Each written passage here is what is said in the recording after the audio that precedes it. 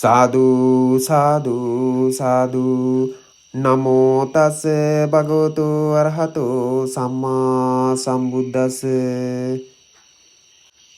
පබස්සර මිදම් භික්කවේ චිත්තං තංච කෝ ආගන්තුකේහි උපක්ඛිලේසේහි උපක්ඛිලිට්ටං තං සුතවා පුතග්ජනෝ යථා භූතං නප්පජානාති තස්මා අසුතවතෝ පුතුජ්ජනස්ස චිත්ත භාවනා නත්ති වදාමි ති.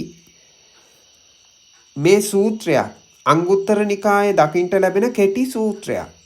ඉතින් මේ සූත්‍රය ඊටාම වැදගත් අද බෞද්ධ සමාජයේ ජීවත් වෙන බෞද්ධයන්ට. සාමාන්‍ය බෞද්ධයන්ට නෙවෙයි බුදු දහම හොයන බෞද්ධයන්ට ගොඩක් වැදගත්. මොකද මේ බුද්ධ භාෂිතය බුදුහාඳුරෝ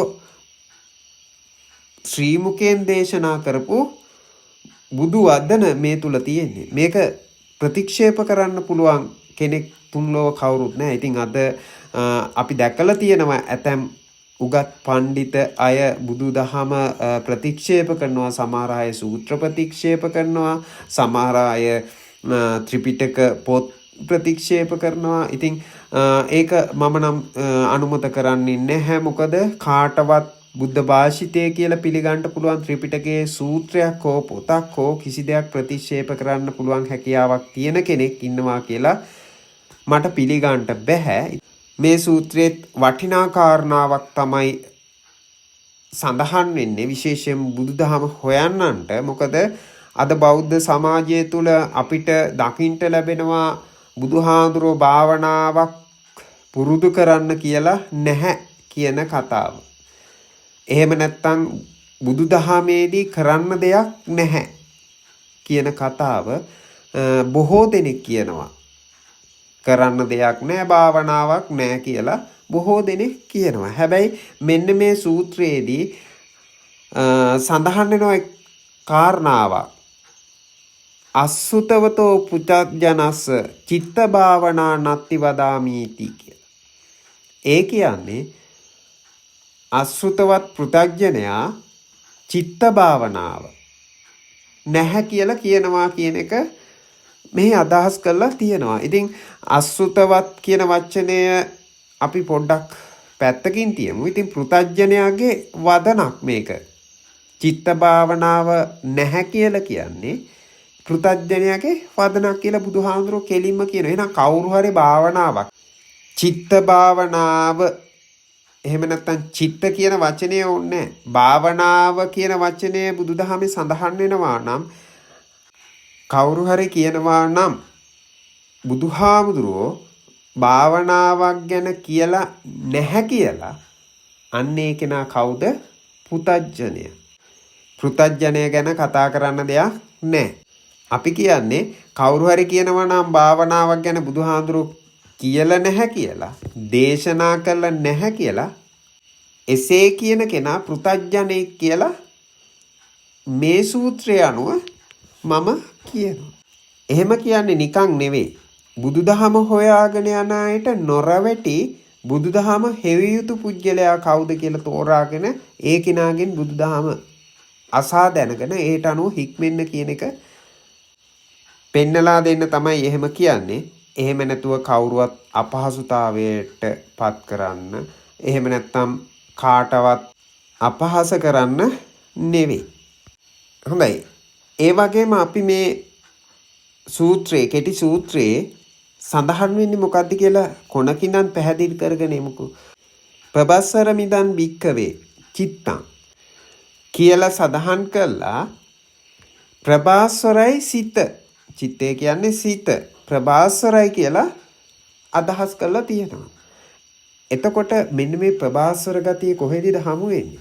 මේ අද ඇතැම් අය කියනවා කුඩා ළමයාගේ සිත ප්‍රභාස්වරයි කියලා. ඉතින් කුඩා ළමයා කියන්නේ කවුද? කෙලෙස් බරිත සත්වයෙක්. මනුස්ස ලෝකය කියන්නේ කාම ලෝකයක්. ඒ කියන්නේ අපි කියමුකෝ මව් කුසයකට පැමිණෙන්නේ. ඒ කියන්නේ මනුෂ්‍ය ශරීරයක් ලබන්නනේ මව් කුසයකට පැමිණෙන්නේ. ඒ පැමිණෙන්නේ කාම ලෝකයේ උප්පත්තිය ලබන්නනේ. වෙන කොහෙවත් තියෙන ලෝකයක් නෙමෙයි කාම ලෝකයට. එතකොට කාම ලෝකයටනේ ඇවිල්ලා තියෙන්නේ. කාම ලෝකයට සත්වයක් උප්පත්තිය ලබන්න එනවනම් එන්නේ කෙලෙස් පරිත නිසාම තමයි. කොහොමද කෙලෙස් බරිස සත්වයේගේ සිත ප්‍රභාස්වරයි කියලා කියන්නේ? සිත ප්‍රභාස්වර නම් යම් සත්වයේගේ ඒ සත්වයා යන්නේ උඩහට. එහෙම නැත්නම් බ්‍රහ්ම ලෝකයේ පැත්තට. බ්‍රහ්ම ලෝකවල තමයි සත්වයා පිරිසුදු නම් සත්වයාගේ සිත ප්‍රභාස්වර නම් උප්පත්තිය ලබන්නේ බ්‍රහ්ම ලෝකවල කියලා කියන්න පුළුවන්. යම් සත්වයේ මව් කුසයකට බැසගන්නේ ඒ සත්වයා තුල කිලිටි බව පවතින නිසා. එහෙම නැත්නම් ඒ සත්වයාගේ සිත ප්‍රභාස්වරයි කියලා කියන්නත් බෑ. සත්වයා පිරිසිදුයි කියලා කියන්නත් බෑ. අද බෞද්ධ සමාජයේ අය අපි දැකලා තියෙනවා, අපි අහලා තියෙනවා කුඩා ළමයාගේ සිත ප්‍රභාස්වරයි කියලා කියනවා. ඉතින් එහෙම කියන්න බෑ. මේ ප්‍රභාස්වර ස්වභාවය අපිට හමු වෙන්නේ ඇති වෙන සිතවිල්ලට ප්‍රතිචාර නොදක්වා සිටින භාවනා පුරුදු කරනකොට. සිතේ ප්‍රභාස්වර ගතිය හඳුනා ගන්න නම්, තේරුම් ගන්න නම් සිත සිතවිල්ලෙන් වෙන් කර ගන්න ඕනේ. ඒ කියන්නේ ඇති වෙන සිතවිල්ල සත්ව ස්වභාවය කරා පැමිණෙන්නේ නැතුව බාහිර ඇති වෙලා නැති වෙලා යනවා දකින්න පුළුවන් අවස්ථාවක් භාවනා පුරුදු කරනකොට හමු වෙනවා. අන්නේ එතකොට සත්‍යයේ සිත ප්‍රභාස්වරයි කියලා අපිට තේරුම් ගන්න පුළුවන්. අන්නේ ප්‍රභාස්වරය කියන්නේ ප්‍රභාස්වර කියන්නේ ආලෝකමත් කියන එකනේ. මෙන්න මේ ආලෝකමත් බව නිසාම තමයි ඇති වෙන සිටිවිල්ල දැකීමේ හැකියාව සත්‍යයට ලැබෙන්නේ. එතකොට ඇති වෙන සිටිවිල්ල දැකීමේ හැකියාව භාවනා පුරුදු කරන්න ඇති වෙනවා. ඒ කියන්නේ ප්‍රභාස්වර ගතිය භාවනා පුරුදු කරන්න වැඩි වෙනවා. ඉතින් භාවනාව තේරෙන්නේ නැත්නම් මේ ප්‍රභාස්වර ගතිය මොකද්ද, ප්‍රභාස්වර ස්වභාවය මොකද්ද කියලා යම් කෙනෙකුට තේරුම් ගැනීමේ හැකියාවක් නැහැ. ඉතින් ඒක නිසා අපි කියනවා ඔබට මේව තේරෙන්නේ නැත්නම් ඔබ භාවනා කරන්න. භාවනා පුරුදු කරනකොට තේරුම් ගන්න පුළුවන්. යම් කාලයක් ගත වෙයි. ඒක ප්‍රශ්නයක් නෑ. කවදා හරි ඔබට ප්‍රභාස්වර ගතිය එහෙම නැත්නම් මේ ධර්මතාවයන් බෙදා වෙන් කර තේරුම් ගැනීමේ හැකියාව ලැබෙනවානේ. ඒක නිසා භාවනා කරගෙන යන්න කියලා තමයි මම කියන්නේ. ඇති වෙන සිතවිල්ලට ප්‍රතිචාර නොදක්වා සිටිනකොට සිතවිල්ල ඇති වෙලා නැති වෙලා යනවා දකිමින් සිටින්න පුළුවන් අවස්ථාවක් අපිට හමු වෙනවා. අන්නේ අවස්ථාවේදී පවතිනා වූ ආලෝකමත් බව තමයි සිතේ ප්‍රභාස්වර ගතිය විදිහට ප්‍රභාස්වර ස්වභාවයේ විදිහට පෙන්වලා දෙන්නේ. ඉතින් ඕක නොදන්නා අය කුඩා ළමයාගේ සිත ප්‍රභාස්වරයි කියලා කියනවා. ඒ වගේම තමයි තංචකෝ ආගන්තුකේහි උපක්ඛිලේසේහි උපක්ඛිලිට්ටං. මේ පාලි වාක්‍යය තුලින් සිදුවීමක් පෙන්නනවා. මොකද්ද සිදුවීම? ප්‍රභාස්වර සිත අර ආලෝකමත් සිත ආගන්තුකෝ පැමිණෙන කිලිටි ද්‍රව්‍ය වලින් කිලිටි වෙනවා කියලා මේ පාලි වාක්‍යය තුල අදහස් කරලා තියෙනවා. ඉතින් ආගන්තුකෝ පැමිණෙන්නේ මොකද්ද? සිටිවිල්ල. සිටිවිල්ලත් එක්කම කිලිටි වන ද්‍රව්‍යයන් ටික එහෙම නැත්නම් කෙලෙස් ධර්මයන් ටික පැමිණෙනවා. ඉතින් අන්න එහෙම පැමිණිලා සිත කිලිටි භාවයටපත් වෙනවා. සත්‍ය සංසාර ගමනේ ගමන් කරනවා. එහෙම නැත්නම් ඇති වෙන සිටිවිලි පරම්පරාවක් දක්වා වර්ධනය වෙනවා කියලා කියන්න පුළුවන්.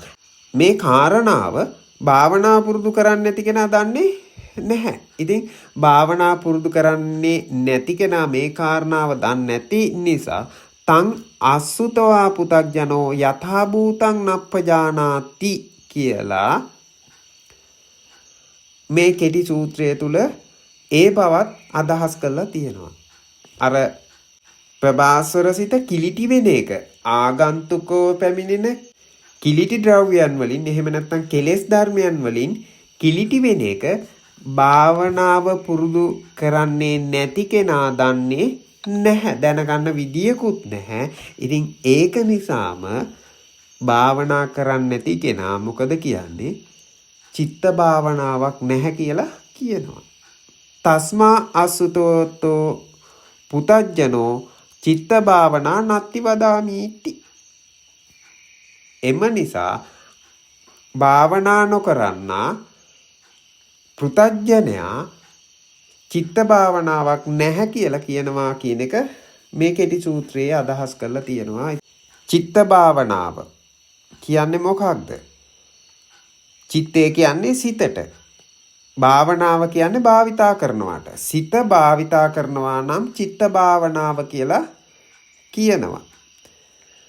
ඇතිවෙන සිටිවිල්ලට ප්‍රතිචාර නොදක්වා සිටින භාවනා පුරුදු කරනකොට සිත භාවිතා කිරීමක් සිද්ධ වෙනවා. සිත භාවිතා කළා තමයි අපි ඇතිවෙන සිටිවිල්ලට ප්‍රතිචාර නොදක්වා සිටින්නේ කියලා පෙන්නලා දෙන්න පුළුවන්. එක එක ආකාරයට මේ භාවනාව පෙන්නලා දෙන්න පුළුවන්. බුදුහාඳුරෝ පෙන්නලා දීලා තියෙනවා. ඉතින් චිත්ත භාවනාව කියලා පෙන්නන්නේ සිත භාවිතා කරනවා කියන එකයි. සිත භාවිතා කිරීමක් ගැන භාවනා කරන්න නැති කෙනාට තේරෙන්නේ නැහැ. ඉතින් ඒක නිසා ඒ අය කියනවා භාවනාවක් ගැන බුදුහාඳුරෝ කියලා නැහැ. බුදුදහමේ කරන්න දෙයක් නැහැ කියලා. කාම ලෝකයේ තුල ජීවත් වෙමින් සිතිවිලි පරම්පරාවල් සිත තුල වර්ධනය කරගනිමින් සංසාර ගමනේ ගමන් කරන ගමන් නිවෙන්නට උත්සාහ කරනවා. නිවිලා කියලා හිතාගෙන ඉන්නවා. ඔබ බුදුදහම සොයන කෙනෙකු විදියට මේ කාරණා පිළිබඳ හොඳින් මතකයේ තියාගන්න. රැවටෙන්න එපා. කවුරු හරි කියනවා නම් භාවනාවක් නැහැ කියලා. අපි කියනවා භාවනාවෙන් තොර බුදුදහමක් නැහැ. බුදුදහමේ සඳහන් වන බොහෝ කරුණු කාරණා මේ වෙනකොටත් අපි භාවනාව තුලින් පෙන්නලා දීලා තියෙනවා. ඉදිරියටත් අපි බොහෝ කරුණු කාරණා පෙන්වා දෙන්න උත්සාහ කරනවා. ඔබ භාවනා පුරුදු කරමින් මේ කරුණු කාරණා තේරුම් ගැනීම සිදු කළ යුතුයි. තෙරුවන් සරණයි.